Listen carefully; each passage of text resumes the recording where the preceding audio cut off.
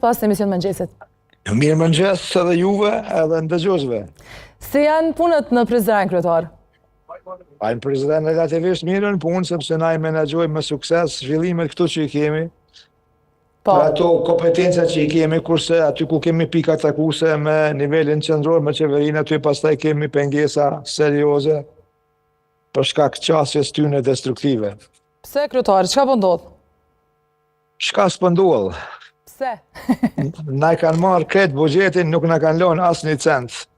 Komuna para falimentimit edhe s'kemi mundësi me funksionu normal si institucion, i cili është institucion i pushtetit lokal, shumë e rëndësishëm për mbarvajtjen e punëve në komunë dhe për kujdesin për cilësinë e jetës qytetarëve. Po flasim, kryetar, për këto problemet me kontratën kolektive. Po ato janë një element shumë i rëndësishëm, i cili si pasojë që asaj kontrate kolektive